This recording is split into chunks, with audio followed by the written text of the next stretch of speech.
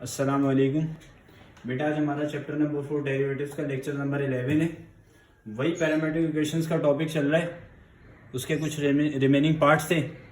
Parametric equations कैसे कह रहे थे? ऐसी दो इक्वेशंस जिसका इंडिपेंडेंट वेरिएबल क्या हो, सेम हो। ऐसी इक्वेशंस जिनके अंदर इंडिपेंडेंट वेरिएबल उनका क्या हो, सेम हो, that equations are called parametric equations. अब यहाँ पर एक्सरसाइज 4.4 ही कंटिन्यू है। क्वेश्चन नंबर 3 है, x is equal to a cos square theta, y is equal to b sin square theta. Yes और नो? अब इन दोनों के अंदर देखो, पैरामेट्रिक इक्वेशन की एक पहचान की एक से ज्यादा इक्वेशन आ गई, ठीक है। अब सेकंड थिंग, इनका इंडिपेंडेंट वेरिएबल सेम है या नहीं। देखो a और b क्या है, कांस्टेंट है। ये तो अपने पास इंडिपेंडेंट वेरिएबल नहीं है। इंडिपेंडेंट वेरिएबल क्या है? थीटा है।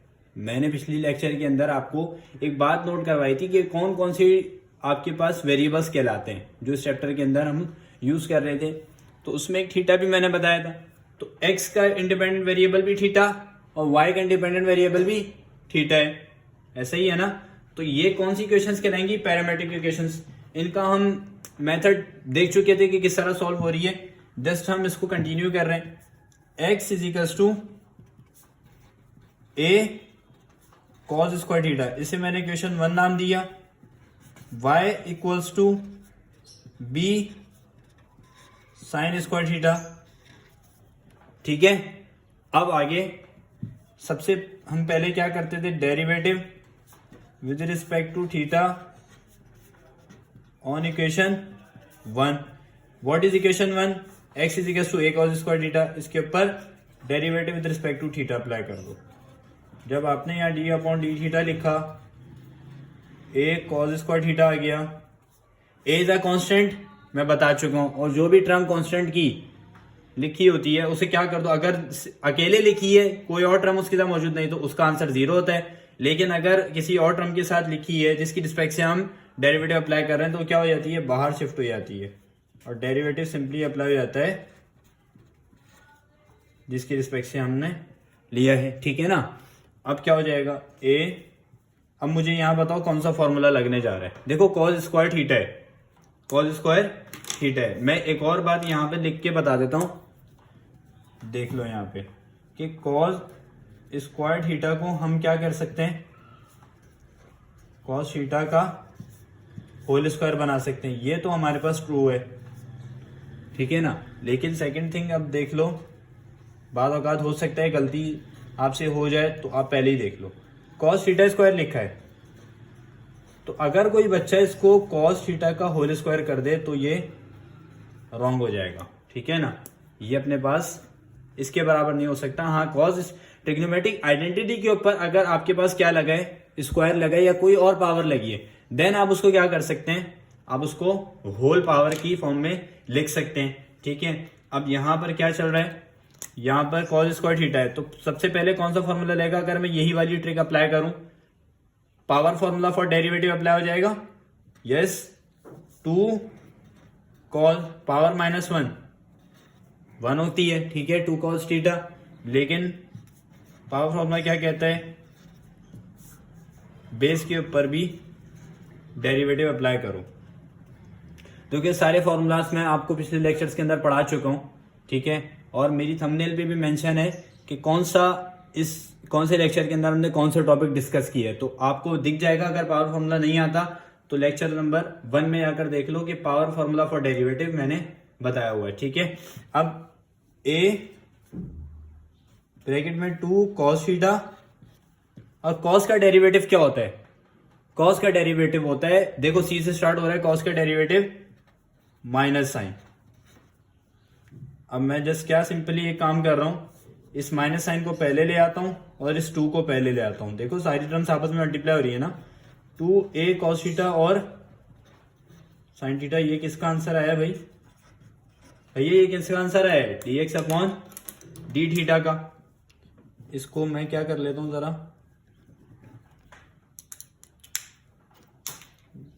हाईलाइट कर लेता हूं।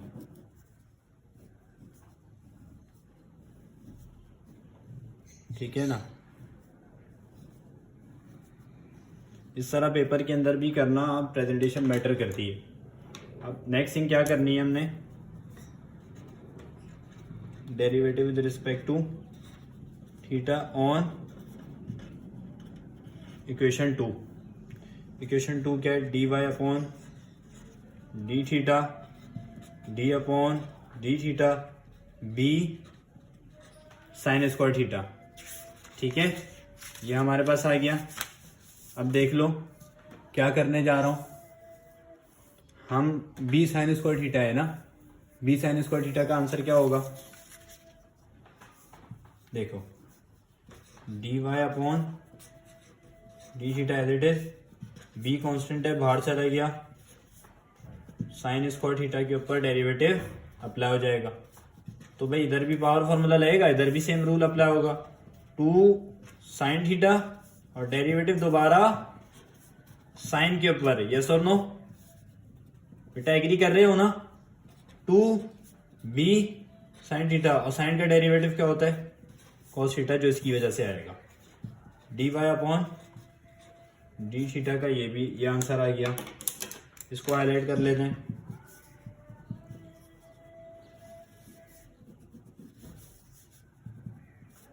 ठीक है,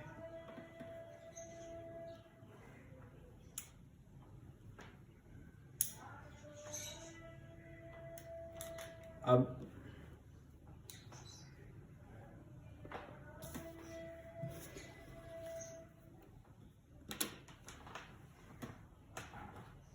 आगे क्या है,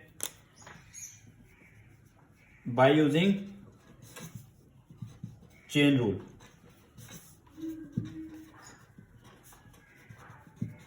देखो हम पिछले लेक्चर के अंदर भी वही काम कर रहे थे, हम जस्ट अभी वही काम कर रहे हैं। ठीक है ना, हमने कोई नया टॉपिक स्टार्ट नहीं किया, एक्सरसाइज 4.4 ही है। देखो इसके अंदर फाइंड क्या करना था, ये मैं पहले लिख नहीं सका, अब मैं तुम्हें बता देता हूँ। Find d Y upon D x, हमने ये फाइंड करना है, D Y upon D x find out करना है। तो क्या हो जाएगा, बाय यूजिंग चेन रूल के अकॉर्डिंग हम ये आंसर फाइंड आउट कर रहे थे d Y upon D x का।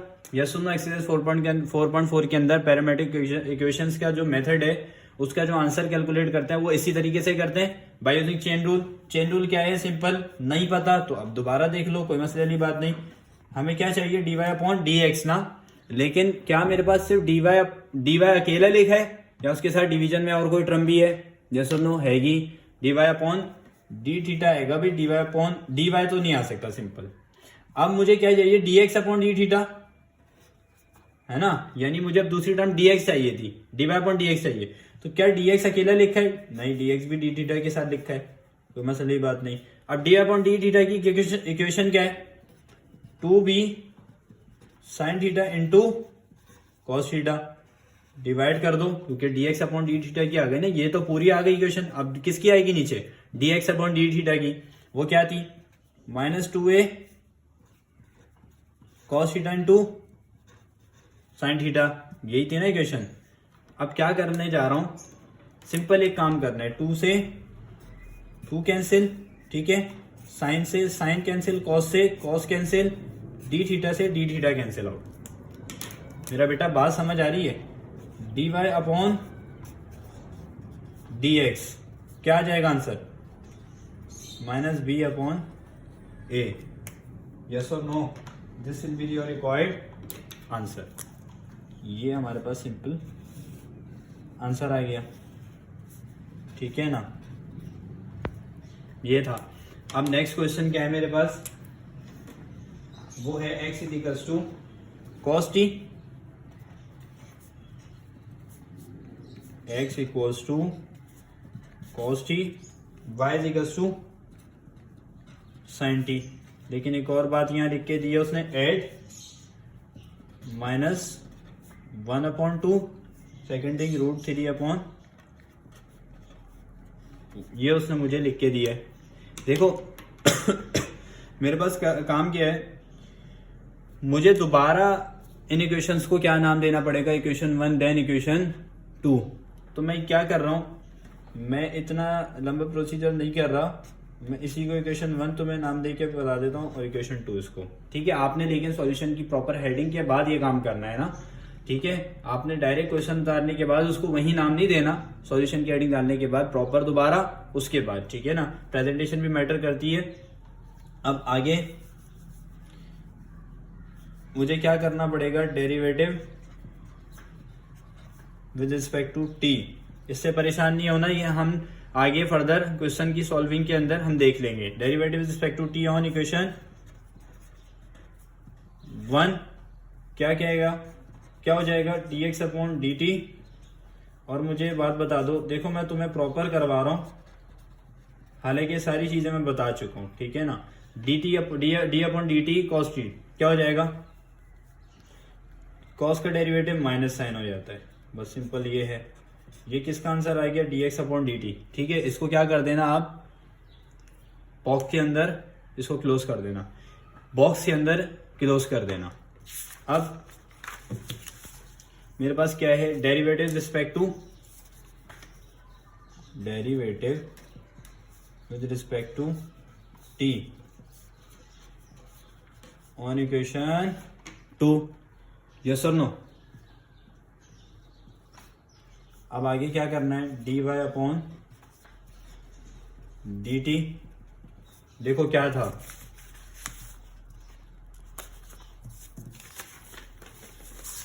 हमारे पास ये था ना, dx अपॉन dt का माइनस साइन टी आया था, और इक्वेशन 2 क्या थी, y इक्वल साइन टी।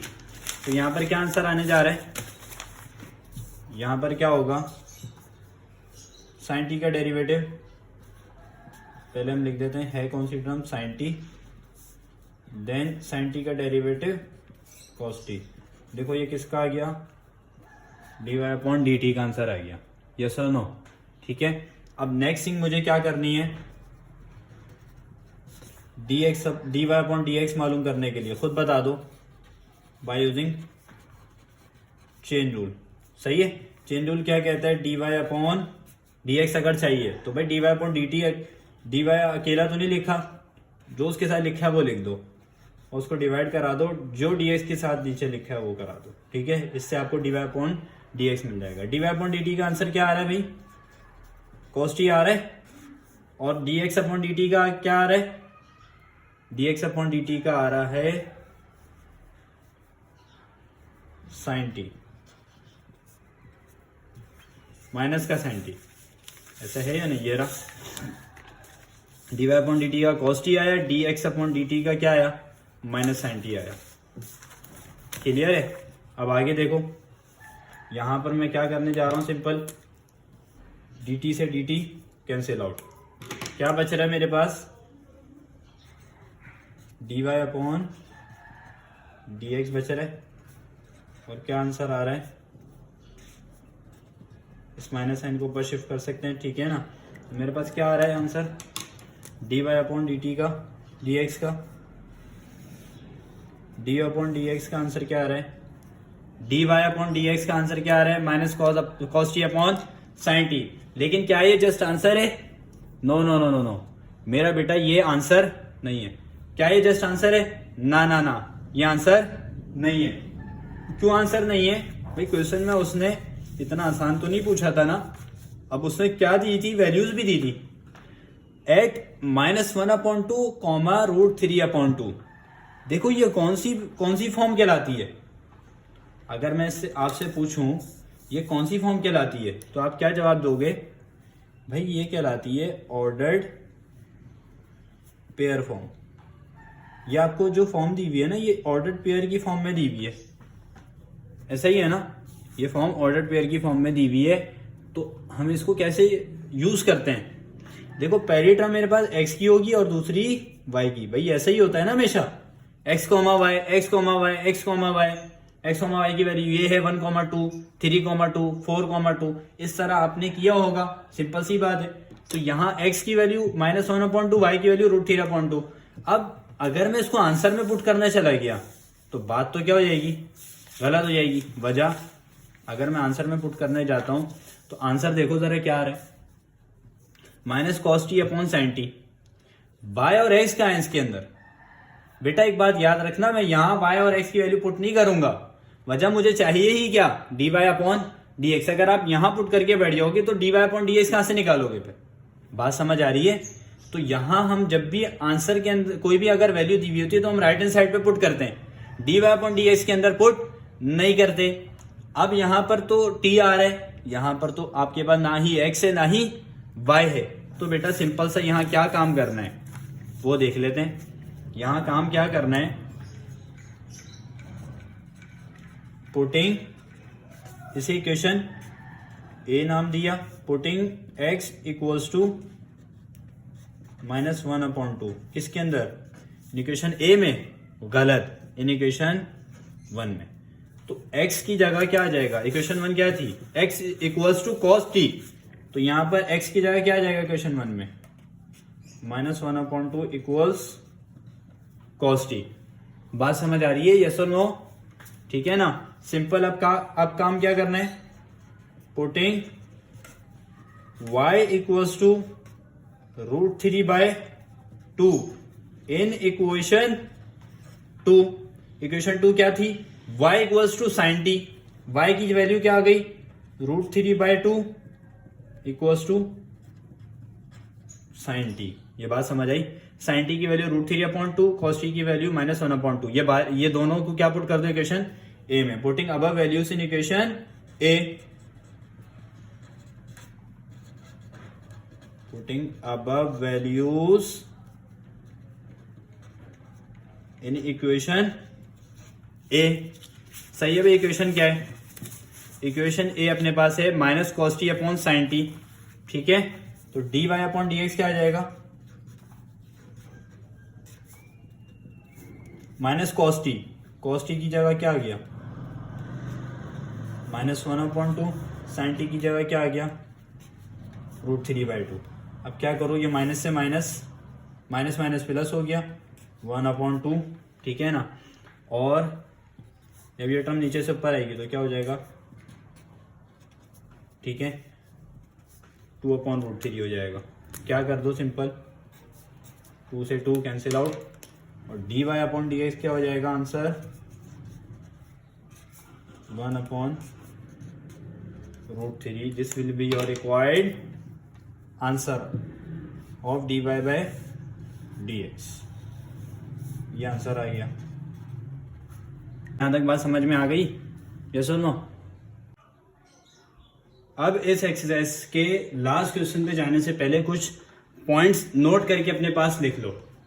वो पॉइंट्स हैं क्या, अगर मेरे पास लिखा है f ऑफ x और उसके ऊपर डेरिवेटिव अप्लाई हो रहा है, देखो f ऑफ x कोई भी फंक्शन है, इसकी जगह कोई भी टर्म आ सकती है, cos x ले लो, sin x ले लो, टेंजेंट x ले लो, ठीक है, या 5x² ले लो, या 10x ले लो, कुछ भी ले लो। मेरे पास कोई भी टर्म के ऊपर डेरिवेटिव अप्लाई हो रहा हो, उस टर्म को मैं डिनोट कर रहा हूँ f ऑफ x से, जनरल टर्म यूज कर रहा हूँ, d अपॉन dx अप्लाई हो रहा है f ऑफ x के ऊपर, तो answer is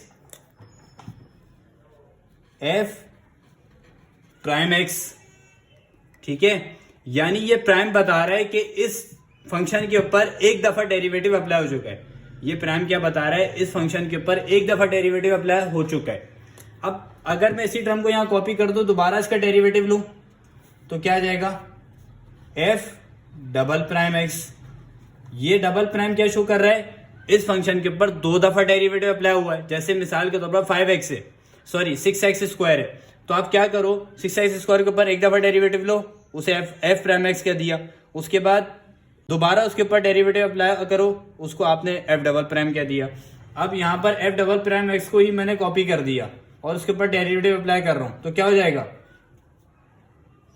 f triple prime x। यानी इस फंक्शन के ऊपर 3 दफा डेरिवेटिव अप्लाई हो चुका है। यस और नो, बात समझ आ रही है? अब सिंपल से एक काम क्या कर रहा हूं, मैं तुम्हें यही जो मैंने ऊपर लिखा है ना, यही नीचे समझा देता हूं।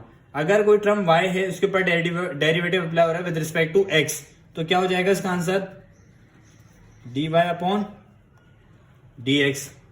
यस और नो? अब dy अपॉन dx के ऊपर दोबारा अगेन डेरिवेटिव लूं, अब dy अपॉन dx को यही कॉपी कर दिया, इसके ऊपर डेरिवेटिव अप्लाई कर दूंगा, तो मैं कैसे इसको शो करूंगा, मैं शो इसको ऐसे करूंगा, d² y अपॉन dx²। यानी y वाली टर्म जो है, इसके ऊपर कितनी दफा डेरिवेटिव अप्लाई हो चुका है, 2 दफा, डेरिवेटिव का ऑपरेटर कितनी दफा अप्लाई हुआ है y के ऊपर, 2 दफा, ये पावर जस्ट ये बता रही है, ठीक है। अब इसी टर्म को मैं दोबारा अगर इसके ऊपर डेरिवेटिव अप्लाई करता हूं तो क्या हो जाएगा, d cube y upon D x cube. ये चीज क्या शो कर रही है कि y के ऊपर आपने 3 दफा with respect to x derivative apply किया है। ये बात समझ आ गई यहां तक। अब मेरे पास क्वेश्चन नंबर 13 आ रहा है, जो इस एक्सरसाइज का लास्ट क्वेश्चन है। वो क्या है, if y equals to a cos x plus b sin x show that d square y upon D x square plus y equals to 0।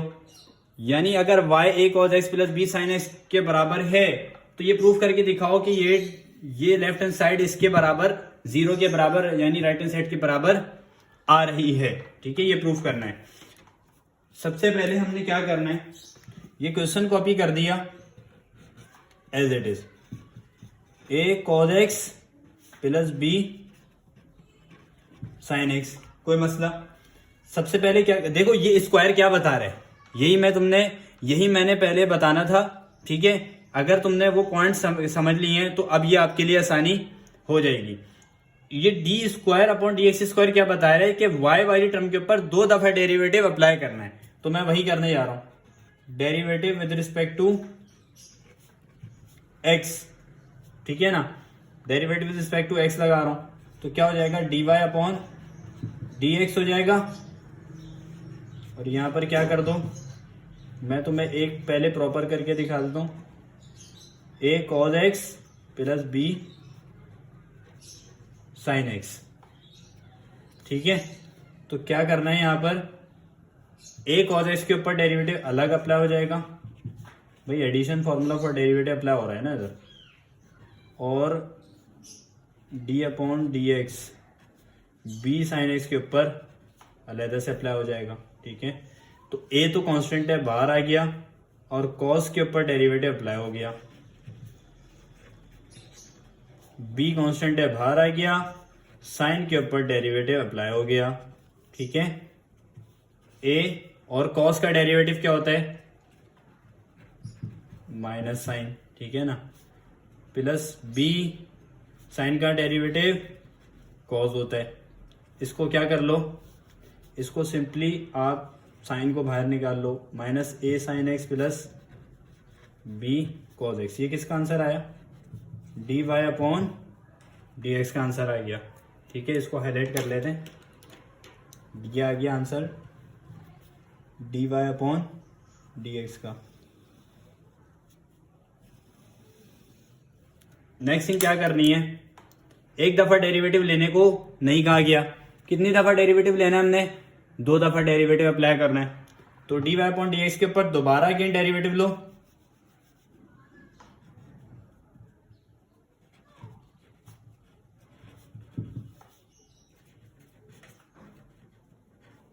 ठीक है, derivative with respect to x, again जो अभी answer आया ना उस equation के ऊपर दोबारा देखो, ठीक है। क्या हो जाएगा, यहां कर दो d upon D x, proper समझ लेते हैं, d Y upon D x, इसके ऊपर डेरिवेटिव अप्लाई हो रहा है, क्या है ये term, a sine X plus b cos x। अब ये लेफ्ट हैंड साइड क्या हो जाएगी, डेरिवेटिव के ऑपरेटर का स्क्वायर हो जाएगा ना, d square upon D x square, y के ऊपर थोड़ी होगा, ठीक है ना, क्योंकि वाई के ऊपर तो हम डेरिवेटिव बेसिकली अप्लाई कर रहे हैं, ये वाई ऑपरेटर में इंक्लूड नहीं है, D upon D x just operator है, ठीक है। अच्छा, अब दोबारा क्या हो जाएगा, इस साइन को मैं बाहर लिख देता हूं, ठीक है, और ये खुद अप्लाई हो जाएगा a साइन एक्स के ऊपर, d बाय डी एक्स हो जाएगा, b cos x के ऊपर अप्लाई हो गया। अब मुझे बताओ, a बाहर आ गया, डेरिवेटिव अप्लाई हो गया किसके ऊपर, साइन के ऊपर, b बाहर आ गया, डेरिवेटिव अप्लाई हो गया cos के ऊपर, यस और नो। अब सिंपल काम क्या करने जा रहा हूं, आपका a as it is sine का derivative cos, b as it is cos का डेरिवेटिव माइनस साइन, इसको प्रॉपर यानी करके लिख लेते हैं। देखो आंसर क्या आ रहा है, आंसर आ रहा है -a cos x -b sin x। ठीक है, ये किसका आंसर आ गया, d² y dx² का। अब यहां तक तो हमारे पास वैल्यू आ गई किसकी, d² y dx²। ठीक है, अब हमने क्या करना है, लेफ्ट हैंड साइड को राइट हैंड साइड के बराबर प्रूफ करना है। राइट हैंड साइड क्या है, इक्वल्स टू 0 है, लेकिन लेफ्ट हैंड साइड को भी 0 बनाना पड़ेगा, जब भी तो हमारे पास left hand side right hand side equal होगी। अब देखो d² y dx², ये तो वैल्यू ये रही तुम्हारे सामने। सेकेंड थिंग यहाँ पर क्या दिया है, क्या प्रूफ करना है, +y अगर करो तो इस पूरे का आंसर क्या आना चाहिए, 0, यानी राइट हैंड साइड के बराबर। अब हमने प्रूफ क्या करना था, हम वो लिख देते हैं। We have to prove d² y dx² + y equal 0। और इसमें लेफ्ट हैंड साइड क्या है, लेफ्ट हैंड साइड क्या है, d² y dx² + y equals 0। अब मेरे पास लेफ्ट हैंड साइड तो एज इट इज लिखी रहने दो। लेफ्ट हैंड साइड क्या है, d² y dx² का आंसर क्या आया था, -a cos x -b sin x। ये आ गया d² y dx² का, ये रहा, प्लस y का आपको इक्वेशन क्या दी हुई थी, y की इक्वेशन आपको दी हुई थी a cos x + b sin x, a cos x + b sin x, यही है। ठीक है, अब आपके पास यहां पर क्या हो रहा है, देखो -a cos x से +a cos x cancel, -b sin x से +b sin x कैंसिल। तो लेफ्ट हैंड साइड क्या आ रही है पूरी, लेफ्ट हैंड साइड आ गई 0 के, यानी हम क्या कह सकते हैं, लेफ्ट हैंड साइड आ गई राइट हैंड साइड के, हैंस प्रूफ। ये बात समझ आ गई, यस और नो। यहां पर हमारी 4.4 कंप्लीट हो चुकी है। बेटा अगर तुम्हें समझ में आ गया है कमेंट बॉक्स में ज़रूर बता दो। सेकंड थिंग, ये चैनल अपने फ्रेंड सर्किल फैमिली सर्किल के अंदर भी सर्कुलेट कर दो।